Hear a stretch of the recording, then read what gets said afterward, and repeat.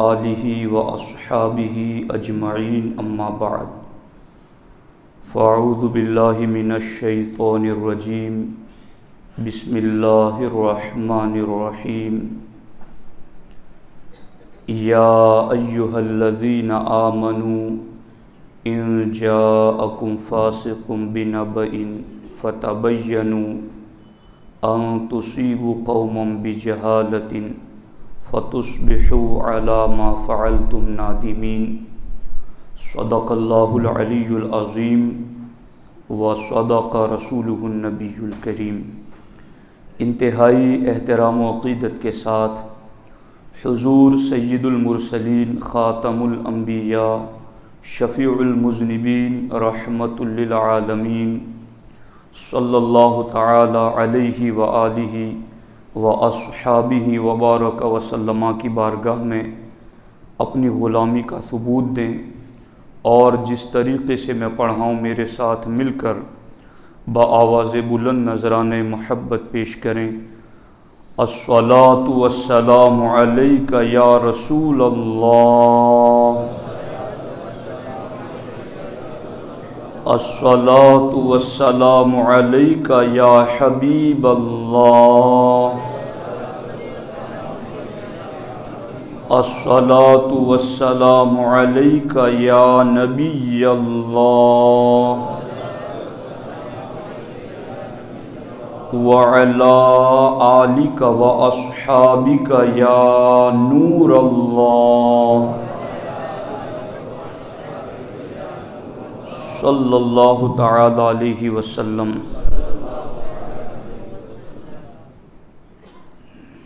دوستان محترم، سورہ حجرات میں اللہ رب العزت نے مسلم معاشرے کو، مسلم سوسائٹی کو ہر قسم کی برائی، بدامنی، فساد اور بگاڑ سے بچانے کے لیے اور ایک پرامن اچھے انسان کی شکل میں زندگی گزارنے کے لیے 9 احکام عطا فرمائے ہیں، اور سورہ حجرات میں ایک ہی صفحے میں وہ 9 احکام موجود ہیں، اور جب آپ میں سے ہر شخص گہرائی کے ساتھ ان 9 لفظوں پر غور کرے گا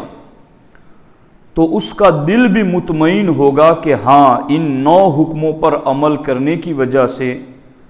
مسلم معاشرہ ایک پاکیزہ معاشرہ بن سکتا ہے۔ اور وہ 9 احکام کیا ہے؟ پہلا حکم ہے فتبینوا، دوسرا حکم ہے فاصلحوا، تیسرا حکم ہے واقسطوا، اور چوتھا حکم ہے لا یسخر، پانچواں حکم ہے ولا تنابزوا، اور چھٹا حکم ہے ولا تلمزوا،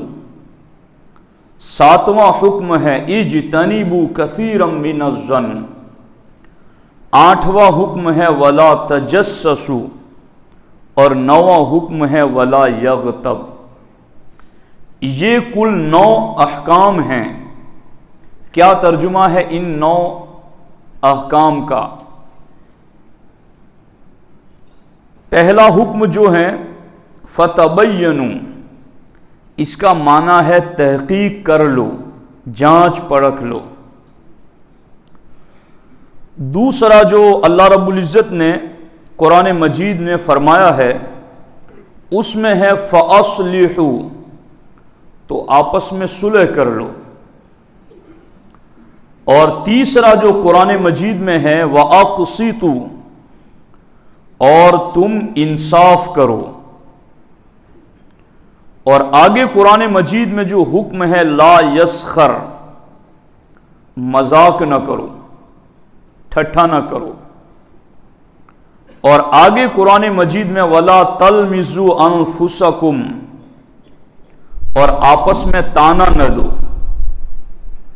اور آگے حکم ہے وَلَا تَنَابَزُوا بِالْأَلْقَابِ، اور ایک دوسرے کے برے نام نہ رکھو، اور پھر اجتنبوا کثیرا من الظن، اے ایمان والو بدگمانیوں سے بچو، وَلَا تَجَسَّسُوا، اور عیب نہ ڈھونڈو، وَلَا يَغْتَبْ، اور غیبت نہ کرو۔ یہ کل 9 احکام ہیں اور قرآن کے ایک ہی صفحے میں موجود ہیں۔ یہ دین اسلام کی پاکیزہ تعلیمات ہیں کہ اگر آپ پورا قرآن نہیں پڑھ سکتے، ترجمہ نہیں پڑھ سکتے، تو کم از کم سورہ حجرات کا یہی ایک صفحہ پڑھ لو اور اسی کو اپنی زندگی کا نمونہ عمل بنا لو، تو یہ 9 احکام آپ کو ایک ہی صفحے پر ملیں گے، اور ان 9 احکام پر عمل کرنے کی وجہ سے مسلم معاشرہ اور مسلم سوسائٹی ہر قسم کی بدامنی سے محفوظ ہو جائے گی۔ اب ان میں سے ہر ایک پر میں ایک ایک جمعہ آپ کے سامنے کچھ باتیں عرض کروں گا۔ پہلی چیز ہے قرآن مجید میں یا ایھا الذین آمنوا ان جاءکم فاسق بنبأ فتبینوا، اے ایمان والو اگر تمہارے پاس کوئی فاسق کوئی خبر لے کر آئے، فتبینوا تو تم تحقیق کر لو۔ خبر سچی بھی ہوتی ہیں اور جھوٹی بھی ہوتی ہیں، اور انسانی زندگی اور انسانی معاملات پر سب سے زیادہ جس چیز کا اثر ہوتا ہے وہ خبر ہی کا ہوتا ہے۔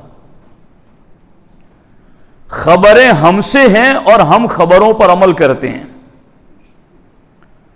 اگر کسی کو جھوٹی خبر پہنچا دی جائے تو پھر حالات یوں بگڑتے ہیں کہ آپس میں نفرتیں پیدا ہوتی ہیں، دشمنی پیدا ہوتی ہیں، لڑنے مارنے پر اتر آتا ہے بندہ، اور قتل و غارت گیری تک نوبت پہنچ جاتی ہے جب جھوٹی خبر پھیلائی جاتی ہے۔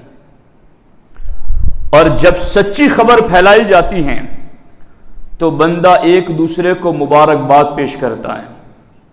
ایک دوسرے میں خوشی کی لہر دوڑ جاتی ہے، آپس میں لوگوں کے دلوں میں الفت و محبت اور پیار پیدا ہوتا ہے جب سچی خبر پھیلائی جاتی ہے اور سچی خبر پہنچائی جاتی ہے۔ قرآن مجید میں اللہ رب العزت نے چونکہ پوری دنیا میں آج خبروں کی وجہ سے انسان کی پرسنل زندگی ہو، خاندان کے متعلق ہو، کنبے قبیلے سے متعلق ہو، گاؤں شہر یا کسی ملک کے حوالے سے ہو، ہمارے تجربات اور ہماری آنکھیں دیکھ رہی ہیں کہ ایک جھوٹی خبر نے ایک انسان سے لے کر ملک تک کا بیڑا غرق کر دیا، ایک جھوٹی خبر کی وجہ سے۔ تو جھوٹی خبروں پر اعتماد کر کے فساد میں وہ مبتلا ہو جن کے پاس قرآن نہیں ہے، جھوٹی خبروں پر اعتماد کر کے بدامنی میں وہ مبتلا ہو جن کے پاس محمد عربی صلی اللہ علیہ وسلم جیسا مخبر صادق نہیں ہے۔ ہمارے پاس تو قرآن کی وحی الہی موجود ہے، ہمارے پاس تو قرآن کہتا ہے وَمَنْ أَصْدَقُ مِنَ اللَّهِ قِيلًا، اللہ سے بڑھ کر کے بات سچی کس کی ہو سکتی ہے؟ اور ہمارے پاس تو مخبر صادق سچی خبریں دینے والے پیغمبر کی سچی خبریں موجود ہیں۔ تو اگر ان سچی خبروں پر ہم عمل کریں گے تو نہ ایک فرد کی زندگی میں فساد آئے گا، نہ ملک میں فساد پیدا ہوگا، اس لیے کہ ہمیں قرآن نے یہ کہا ہے فَتَبَيَّنُوا، جب کوئی خبر تمہارے تک پہنچے تو اس کو سنا کر کے اس پر اپنا ریئیکشن ظاہر نہ کرو. فتبینوا، تم ایمان والے ہو، تم قرآن کو ماننے والے ہو، فتبینوا، تم اس بات کی تحقیق کرو. اور پھر جب آپ تحقیق کریں گے تو اسی تحقیق کے مرحلے ہی میں آپ کو اس بات کا پتہ چل جائے گا کہ یہ بات جھوٹی ہیں. پھر نہ آپ غضبناک ہوں گے، نہ ایک انسان کی زندگی سے لے کر ملک تک کا سلسلہ بدامنی کا شکار ہوگا. اور اس لیے کبھی یہ بھی بات ہے کہ اب جب ہم تحقیق کرنے کے لیے جائیں گے تو آگے کیا کرنا ہے تحقیق کے لیے؟ تو جو خبر دے رہا ہے پہلے خبر سے زیادہ خبر دینے والے کی تحقیق کی جائے گی. یہ جو اسلام کا پاکیزہ نظام اور ستھرا نظام ہمارے پاس ہے، آپ کو پتا ہے یہ کیسے پہنچا ہے؟ 5 لاکھ راویان حدیث کی پوری زندگی اسلام کے ماننے والوں نے محفوظ کی ہے، تب جا کر کے ستھرا اسلام ہم تک پہنچا ہے. یہ ریکارڈ نہیں، یعنی یہ جو ہمارے نبی علیہ الصلوۃ والسلام کے فرامین ہیں، ان فرامین کو پہنچانے والے صحابہ کرام پر تو کوئی نقد و جرح نہیں. سمجھ آ رہی ہے؟ صحابی کے بارے میں تو کوئی کہہ ہی نہیں سکتا کہ یہ ایسے تھے ویسے تھے، چونکہ جب رب نے کہہ دیا کہ سارے جنتی ہیں، اور جب ہمارے نبی علیہ السلام نے کہہ دیا کہ ہر ایک عادل اور منصف ہیں، تو پھر سارے علم اسماء الرجال کے ناقدین اور جارحین نے اصول بنا لیا کہ جہاں ہم یہ دیکھیں گے کہ یہ لفظ آ جائے کہ انہو قد صحب النبی صلی اللہ علیہ وسلم یا انہو صحابی، کہ یہ حضور کے صحابی ہیں یا انہوں نے حضور کی صحبت اختیار کی ہیں، تو سارے ناقدین اور جارحین کہتے ہیں اب ہم قلم اٹھا لیں گے، اب ان پر ڈسکس نہیں کریں گے کہ یہ کیسے تھے، کیونکہ حضور کا صحابی عادل ہی ہوتا ہے، وہ پرہیزگار اور متقی ہوتا ہے. تو صحابہ کرام کے بعد تابعین سے لے کر کے جن جن راویوں سے حدیثیں گزری ہیں ان پر باضابطہ ڈسکس کیا گیا کہ یہ جو حدیث رسول علیہ السلام ہم تک پہنچا رہے ہیں، اس کی جوانی کیسی گزری، اس کا بڑھاپا کیسے گزرا، بڑھاپے میں جب یہ حدیثیں لکھوا رہے تھے تو کہیں ذہن کمزور تو نہیں ہو گیا تھا، کہیں یہ بھول کے مرض میں مبتلا تو نہیں ہو گیا تھا، کہیں ان کا یہ معاملہ وہ معاملہ تو نہیں. تو یہ اس طرح سے راویوں پر نقد و جرح کی گئی، تب جا کر کے اسلام ستھرا اور نکھرا ہم تک پہنچا ہے. اب قرآن کہتا ہے کہ یا ایھا الذین آمنوا، اے ایمان والو، ان جاءکم فاسق بنبأ، اگر کوئی فاسق کوئی خبر لے کر تمہارے پاس آتا ہے. یہ کون ہے فاسق؟ یہ ہیں اعلانیہ کبیرہ کا مرتکب. یہ کون ہے فاسق؟ جس کی شہادت مردود ہے اور وہ قابل شہادت اور قابل گواہی نہیں ہے. یہ کون ہے؟ جو کھلے عام گناہ کرتا ہے، جرات کرتا ہے، دین کے خلاف بغاوت کرتا ہے، جو شراب پیتا ہے، زنا کاری کرتا ہے، جوا کھیلتا ہے، یا اس طرح کے دیگر حرام کاموں میں کھلے عام مبتلا ہوتا ہے. اسلام کہتا ہے اگر ایسا کوئی شخص تمہارے پاس کوئی خبر لے کر آئے، فتبینوا، تو تم تحقیق کر لینا، تم اس کی جانچ پرکھ کر لینا. اور اگر ایسا تم نے نہیں کیا تو کیا ہوگا؟ اللہ اکبر. قرآن مجید میں ہے ان تصیبوا قوما بجہالۃ فتصبحوا علی ما فعلتم نادمین. ایسا نہ ہو کہ تم تکلیف پہنچا دو کسی قوم کو لا علمی میں، یعنی فاسق کی خبر پر تحقیق کیے بغیر اعتماد کر لو گے تو پھر کیا ہوگا؟ تم لا علمی اور جہالت میں اس کی بات مان کر کسی قوم کو نقصان پہنچا دو گے. تو اس لیے فَتُصْبِحُوا عَلَىٰ مَا فَعَلْتُمْ نَادِمِينَ، پھر تم اپنے کیے پر پچھتاتے رہو گے کہ یار ہمیں اس کی خبر پر اعتماد نہیں کرنا چاہیے تھا۔ تو اسلام نے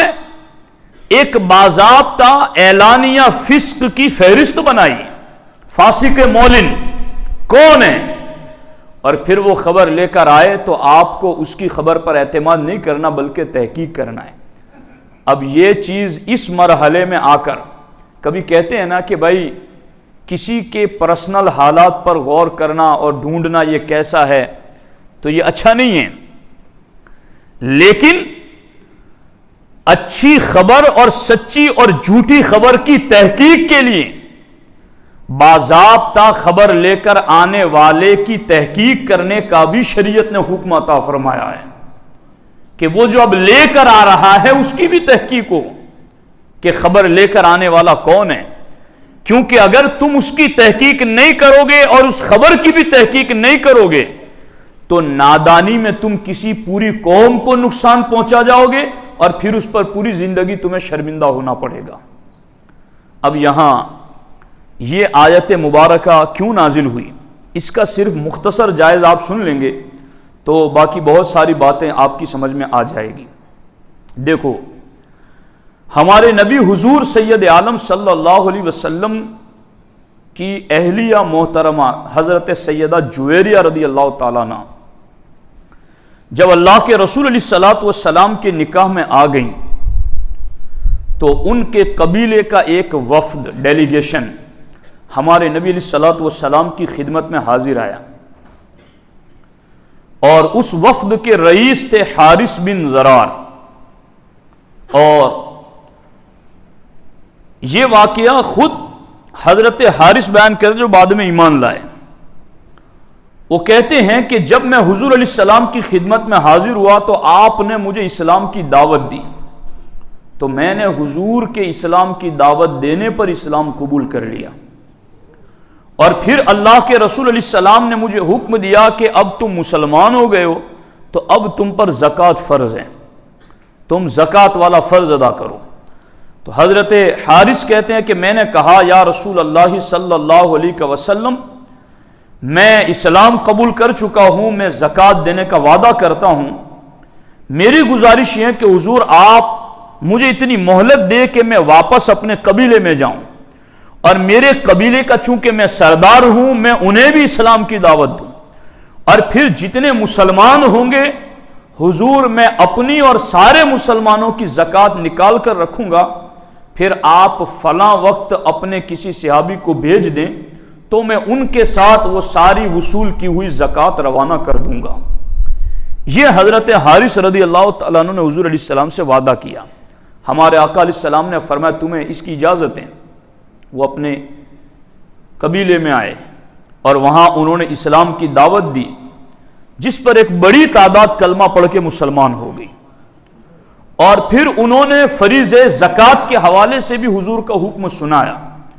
تو انہوں نے اور ان کے پورے ساتھ کلمہ پڑھنے والوں نے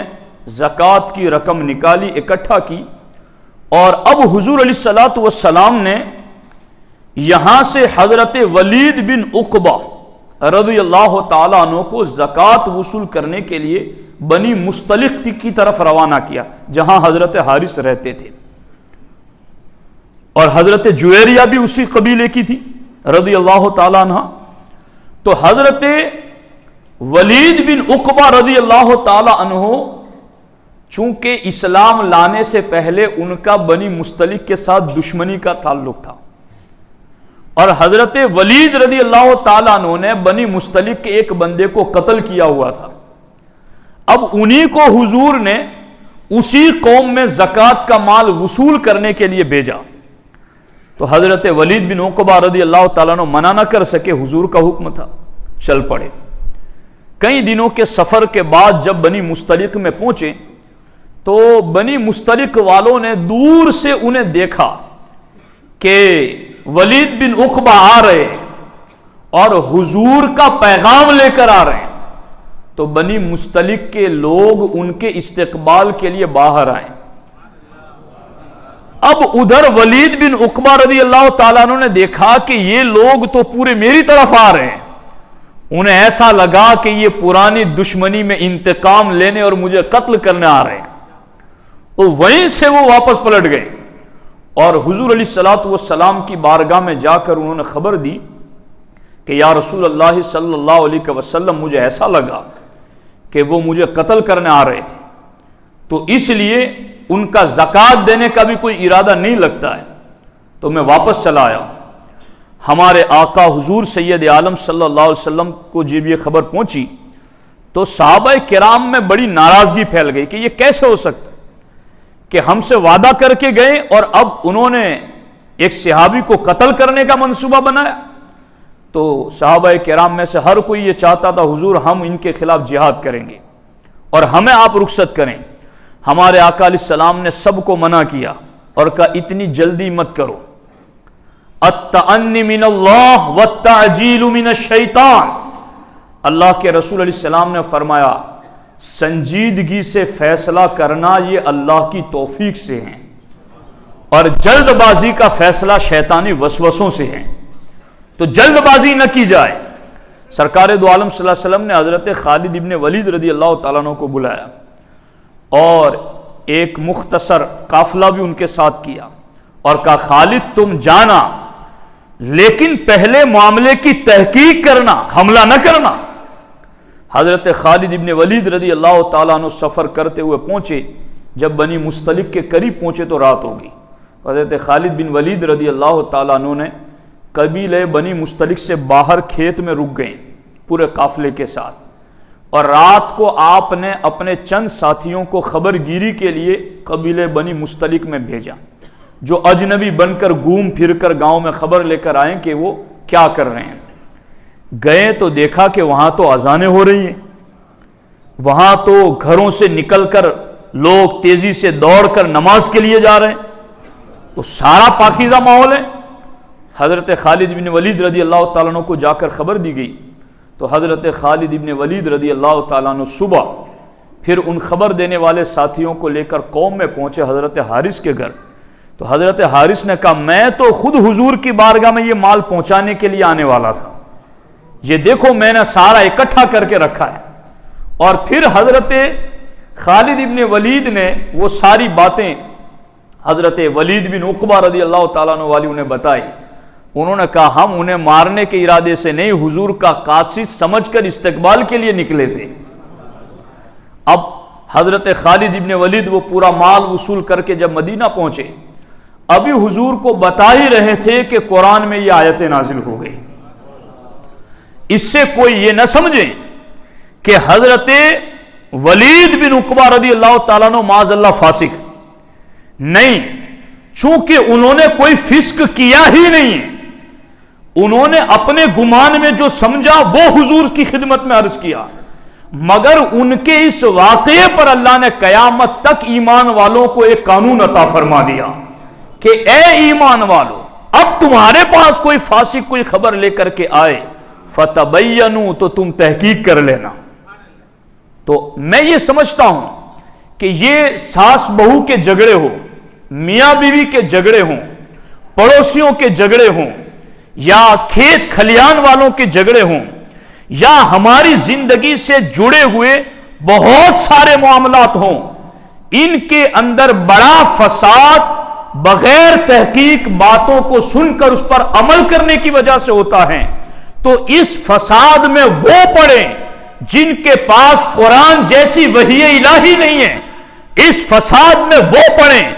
جن کے پاس مخبر صادق علیہ السلام جیسے پیغمبر کی احادیث نہیں ہے۔